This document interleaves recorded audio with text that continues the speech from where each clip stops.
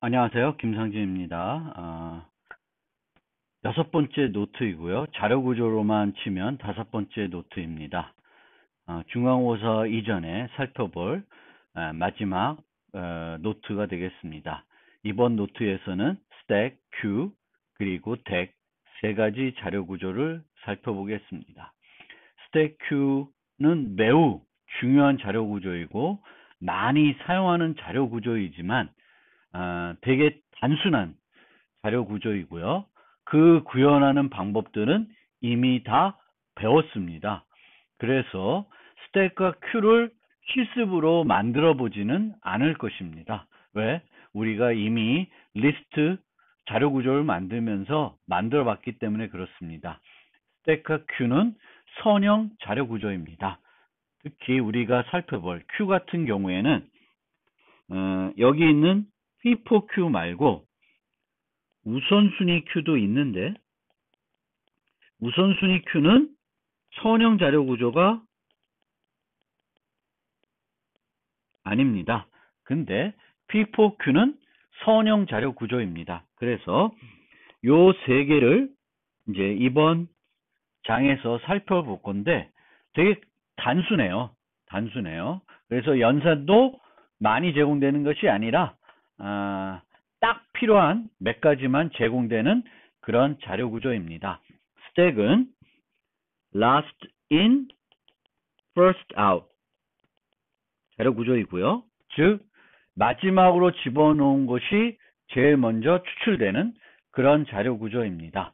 따라서 우리가 한쪽 방향으로만 작업을 하면 리스트에서, 선형 리스트에서 다 이제 unsorted 리스트를 생각하시면 돼요. 이 unsorted 리스트를 갖고 스택도 만들 수 있고 큐도 만들 수 있고 덱도 만들 수 있습니다. 그래서 스택은 LIFO이고요. last in, first out. 집어넣는 방향과 나오는 방향이 같다고 생각하시면 돼요. 그래서 만약 스택을 array로 구현하면 pushback, popback을 가지고 push와 pop을 구현하면 되겠고요. 연결 구조로 만들면 push front와 pop front만 가지고 만들면 되겠습니다. 이렇게 만들면 모두 O1에 이 필요한 연산들을 제공하면 됩니다. 여기 있는 픽의 경우에 얘는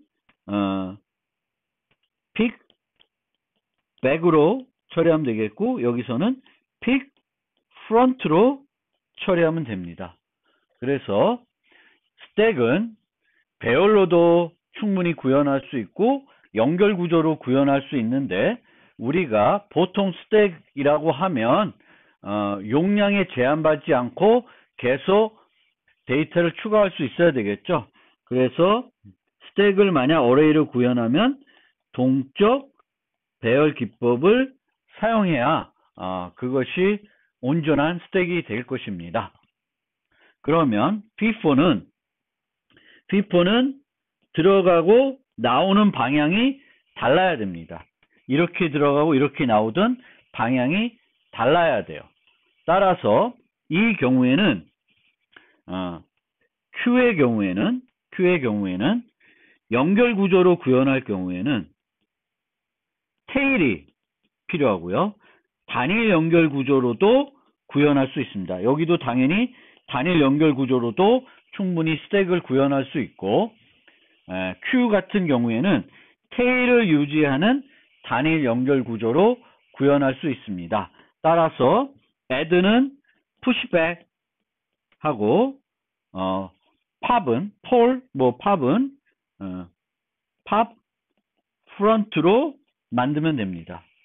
그리고 pick은 pick front를 하면 돼요. 그래서 FIFO는 first in, first out 구조입니다. 먼저 들어온 사람이 먼저 서비스를 받는 그런 형태가 Q입니다. 그래서 요 세 가지 연산, pushback, pop front가 효과적이어야 돼요. 그러면 배열로 만들려면 circular array list로 구현이 돼야 되겠습니다. 그러면 배열로도 FIFO를 얼마든지 구현할 수 있습니다. 모두가 O1으로 제공이 돼야 되는 거죠. 그래서 이 연산들은 다 O1으로 제공이 돼야 돼요. 그리고 덱은 양쪽으로 모두 효과적이어야 됩니다. 즉, 요 세 가지 말고도 push, front, pop, back, pick, back 이 6가지 연산이 모두 효과적으로 제공이 돼야 덱이라고 할 수 있습니다. 원래 스펠링은 이렇게 하고 그것을 부를 때 이렇게 부르게 됩니다. 덱. 뭐 이렇게 표현하기도 하는데 얘가 더 많이 사용되는 표현법입니다. 근데 DQ로 읽지 않고 덱이라고 읽습니다. 그 점 주의하시기 바라고요. 그러면 이 6가지 연산을 모두 O1에 제공하려고 그러면 뭘로 해야 돼요? 더블, 이중 연결 구조, 테일을 갖고 있는 이중 연결 구조로 구현하면 됩니다. 배열의 경우에는 circular array list로 만들면 이 6가지를 모두 O1에 제공할 수 있습니다. 그래서 그렇게 생각하시면 돼요.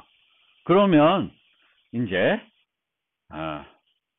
뭐 세 가지 자료 구조에 대해 설명이 요 한 교육 목표에서 다 끝난 걸로 끝났다고 보셔도 됩니다. 알아두셔야 될 게 요게 이제 전부 자료 구조 자체에 대해서는 이것이 전부입니다. 스택은 last in first out 한쪽에서만 작업한다. Q는 한쪽으로 들어오고 반대쪽으로 나가야 되는 거고요. 덱은 양쪽에서 다 뭔가 빠르게 작업할 것이 필요할 때 사용하는 자료 구조가 되겠습니다. 셋 다 선형 자료 구조가 됩니다. 그러면 좀 더 각각에 대해서 준비된 슬라이드를 가지고 설명을 이어가 보겠습니다. 자, 스택 순서가 있는 동질 구조이고 요 구조이다. 뭐 이런 것들이 예를 들 수 있습니다. 현실 세계에서는. 그리고 이제 우리가 스택 하면은 또 많이 떠오르는 게 함수 호출 과정에서 함수에게 할당되는 메모리 공간을 스택이라고 합니다. 그 이유는 스택처럼 쌓이기 때문에 그렇죠. 메인에서 F 부르고 F에서 G 부르면 이런 식으로 스택이 쌓이는 형태가 되겠고 얘가 제거되고 또다시 G가 끝나면 일로 올 것이고 얘가 끝나면 메인으로 올 것이고 그래서 이제 우리가 그 프로그램이 실행될 때 스택이라는 공간도 메모리 공간을 데이터를 저장하기 위해서 스택이라는 공간도 쓰고 힙이라는 공간도 쓰는데 스택은 스택처럼 쌓이기 때문에 함수들이 스택처럼 쌓이기 때문에 그런 이름을 불리고 있다. 연산은 push, pop, top 또는 pick 이렇게 불려지게 됩니다. 이 세 가지 연산만 제공이 되면 되겠고 보통 is empty, size와 같은 연산들도 제공이 되고 보통의 자료 구조에서는 반복자도 제공이 됩니다. 근데 이 반복자는 조금은 그 원래 우리가 접하는 이 리포 구조로 안 주는 경우가 더 많이 있습니다. 그래서 이 반복자도 스택에서 사용할 때는 좀 주의해야 된다라는 점을 여러분들이 이해하시면 되겠습니다. 그래서 좀 보시면 이렇게 쌓여서 위에 쌓이는 형태로 가는 거죠. 팝하면 3이 맨 위에 있던 게 날아가는 그 추출이 되는 것이고 그 다음에 새로 또 추가하면 또 위에 쌓이는 형태가 됩니다. 그래서 4를 추가하고 팝하면 4가 빠져나가게 되겠습니다. 그래서 이렇게 추출이 되는데, 만약 요 순간에 반복자를 사용할 경우에는 4, 2, 5 형태로 우리가 접근하는 것이 아니라 5, 2, 4 형태로 줄 수 있으니까, 그거는 그 반복자가 어떤 형태로 하는지 잘 보시고 사용하실 필요가 있습니다. 그러면 스택은 이렇게 되게 심플한 자료 구조인데, 많은 우리가 문제를 풀 때 스택을 활용하는 경우가 대단히 많이 있습니다. 그래서 우리가 어떤 문제를 만났을 때 이 문제를 해결하기 위해서 어떤 자료 구조가 필요한지 알아낼 수 있어야 되겠고, 판단할 수 있어야 되겠고, 그때 스택이 필요하면 스택을 잘 활용하셔야 되겠습니다. 그래서 여러분들이 많은 문제를 풀면서 이 문제는 스택을 이용하는 문제이구나, 이 문제는 Q를 이용해서 사용하는 문제이구나, 해결하는 문제이구나, 이거를 이제 많은 문제들을 풀고 개발해 보면 이제 언제 스택을 쓰고 언제 Q를 써야 되는지 잘 이해하실 수 있을 것입니다. 조금 훈련과 경험이 필요하다. 그리고 스택과 Q와 덱에 대해서는 그 자체적인 자료 구조의 특성보다는 언제, 물론 특성은 너무 쉽기 때문에 다 안다는 전제하에 그것들을 적절하게 여러분들이 필요할 때 사용할 수 있어야 됩니다. 그래서 이거는 설명드린 방법이고요. 그러면 스택의 응용들을 한 두 가지 살펴보겠습니다. 첫 번째로는 괄호 검사입니다. 괄호 검사. 그래서 이렇게 괄호들이 주어져 있을 때 중간에 데이터들이 들어갈 수 있는데, 그것과 상관없이 괄호를 검사하겠다, 괄호만 유효한지 검사하겠다, 그러면은 스택을 이용할 수가 있습니다. 그래서 스택이 어떻게 되냐면, 열린 괄호를 만나면 스택에 집어넣어요. 그러면 처음에 스택에 요 괄호가 들어가겠죠. 닫힌 괄호를 만나게 되면 스택에서 빼냅니다. 빼내서 갖고 있던 것과 비교를 해요. 그래서 쌍이 맞으면 올바른 거고, 쌍이 안 맞으면 틀린 겁니다. 근데 쌍이 맞죠? 그럼 없고, 그 다음에 다시 또 괄호가 들어가고, 그 다음에 중괄호가 들어가고 대괄호가 들어갔습니다. 그 다음에 닫힌 대괄호 났는데 얘가 빠져나가고 얘랑 비교했으니까 오케이. 그 다음에 얘가 빠져서 비교했는데 오케이예요. 그런데 다 끝났는데 스택에 데이터가 남아 있으면 이제 잘못된 겁니다. 그래서 알고리즘은 열린 괄호를 만나면 푸시, 닫힌 괄호를 만나면 팝, 일치하지 않으면 문제가 있다. 전체 문제 검사했는데 스택이 empty이면 unbalance가 되는 겁니다. 그래서 이 문제는 리트 코드 20에 주어져 있는데, 요거를 한번 제가 풀어보겠습니다.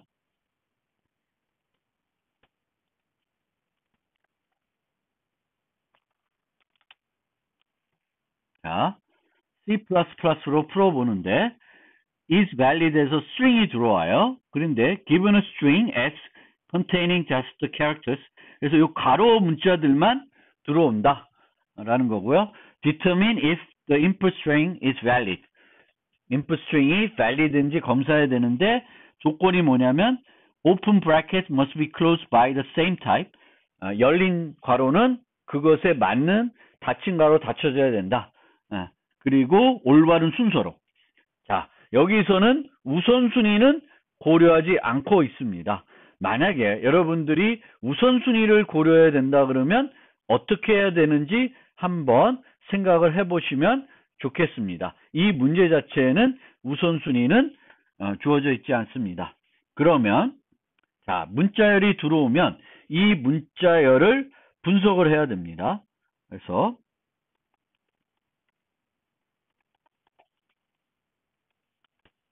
자, 렌스가 0이거나 1이면 어떻게 되는 거예요?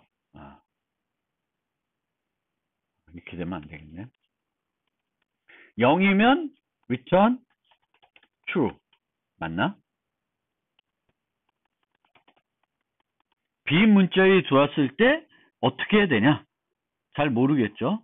그러면 여기 보면 렌스는 무조건 1보다는 크다고 주어져 있습니다. 그러면 0을 비교할 필요는 없을 것 같고요. 그 다음에 모드 2. 그러면 홀수를 판단해서 홀수이면 false를 주겠습니다. 이렇게 우리가 문제를 풀 때 예외적인 상황들을 좀 잘 먼저 생각해 볼 필요가 있습니다. 걸러낼 걸 먼저 걸러내고 내 알고리즘을 적용해 보면 되겠습니다. 그래서 홀수면 아니죠. 그 다음에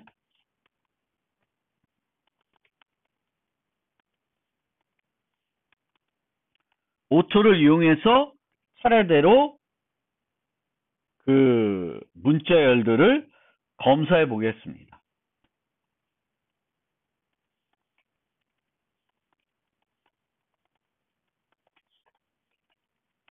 스택을 하나 만들고요.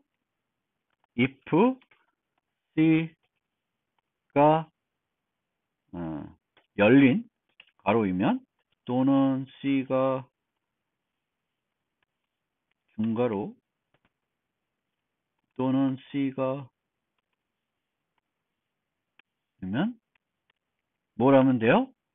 stack push c else. 자, 이 문자열은 뭐만 들어온다? 요 6가지 문자만 들어와요. 그럼 요 3가지가 아니면 나머지겠죠? 그러면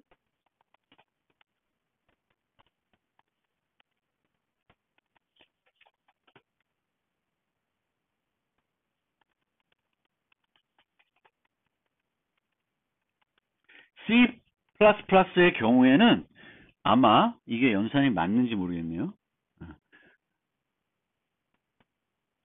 한번 봅시다.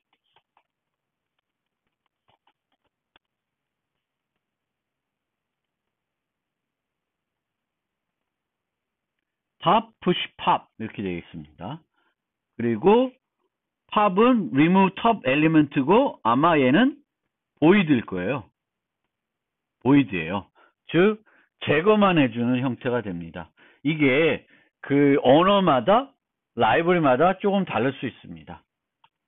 그래서 탑을 얻어내고 그 탑에 있는 문자랑 비교를 해봐야 되죠.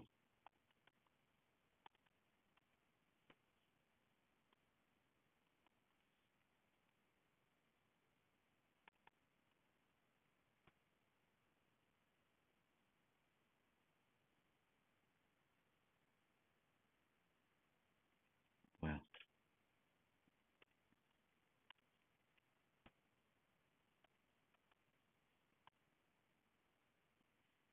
이렇게 되면 맞는 거죠.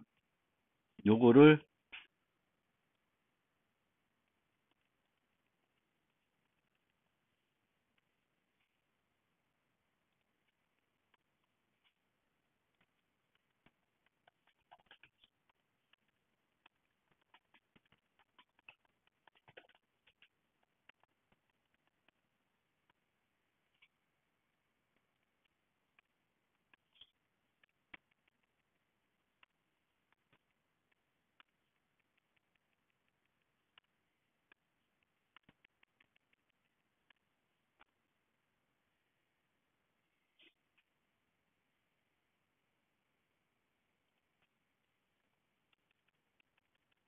그리고 루프에 다 빠져나왔으면 스택이 비어 있어야 돼요. 스택이 비어 있지 않으면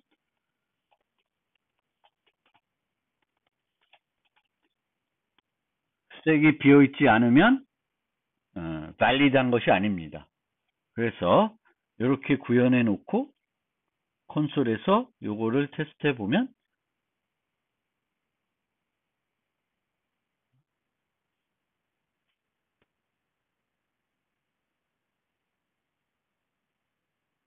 뭐가 잘못됐죠?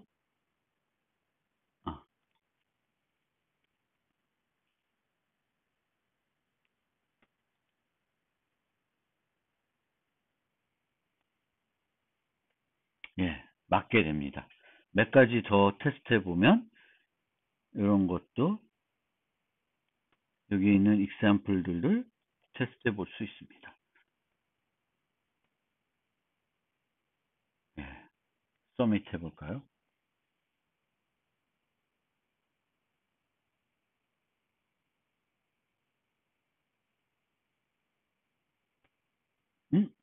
저 경우에는 검사가 안 됐네요. 이렇게 들어오면 이 코드는 지금 동작을 안 하네요. 그러면 else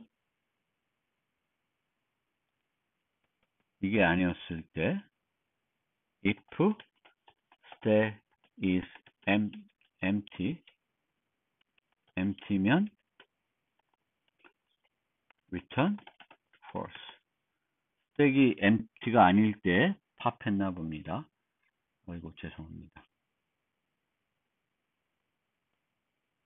네, 0ms이고 100% 아주 이거보다 더 빨리 만들 수는 없나 보죠. 네. 그래서 이렇게 만들었습니다.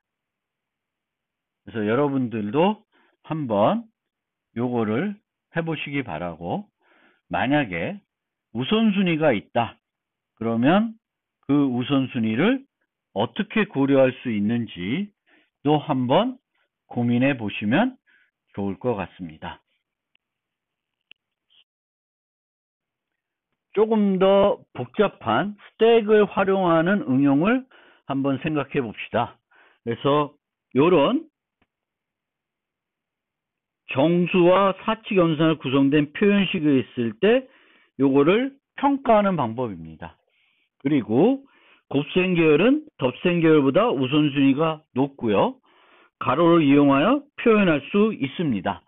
이런 식으로 이 표현들을 분석해서 이 결과값이 얼마예요? 11이 돼야 되죠. 그쵸? 요거는 14가 돼야 되고 요런 값들을 계산해 내야 됩니다. 그런데 요거를 실제 바로 요렇게 문자열이 주어졌을 때 이 표현식을 평가하는 것은 간단하지는 않습니다. 그리고 이렇게 우리가 표현하는 것을 인픽스 방식이라고 합니다. 즉 연산자를 이항 연산자를 그 p 연산자들 사이에 표현하는 거예요. 3 더하기 4 이런 형태로.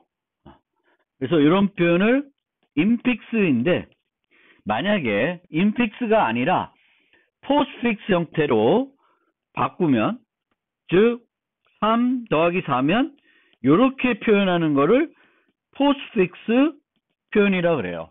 그런데 만약에 포스트픽스 표현이 있으면 우리는 그걸 쉽게 스택을 이용해서 평가를 할 수 있습니다. 3 더하기 4 곱하기 2는 이렇게 포스트픽스로 표현이 되고 3 더하기 4 가로 곱하기 2는 이렇게 표현이 돼요.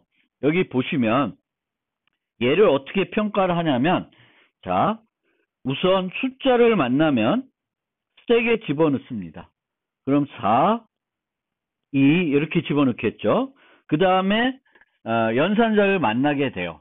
그러면 이 연산자들이 모두 이항 연산자라고 가정합시다. 반항 연산자까지 있으면 좀 복잡해지니까. 그래서 이항 연산자만 있다고 가정을 하면 이항 연산자를 만나게 되면 이 스택에서 두 개를 팝해요. 두 개를 팝해서 이 두 개를 이런 식으로 곱해주게 됩니다. 곱해주게 되면 8이 나오게 되겠고, 그 결과를 다시 스택에 넣어줘요. 그러면 3, 8. 더하기를 만나면 두 개를 빼서 3 더하기 8 하게 됩니다. 그러면 11이라는 값을 얻을 수 있습니다. 그래서 11을 다시 넣어주고 스택에 마지막으로 있는 이 값이 최종 평가 값이 되겠습니다. 그런 식으로 하시면 되겠고요. 얘도 한번 해보면 이런 포스트픽스 표현식이 있을 때 스택에 3, 4를 집어넣고요. 그 다음에 플러스를 만났으니까 두 개를 빼서 3 더하기 4, 7을 계산한 다음에 7을 다시 스택에 넣습니다.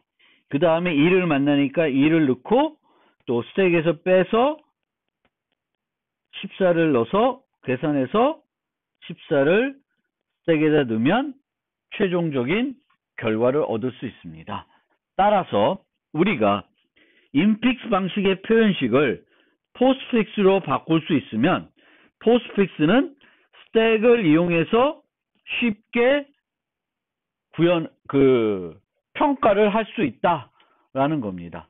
그런데 또 재미난 것은 인픽스를 포스트픽스로 바꿀 때도 스택이라는 자료 구조를 활용하면 바꿀 수가 있습니다.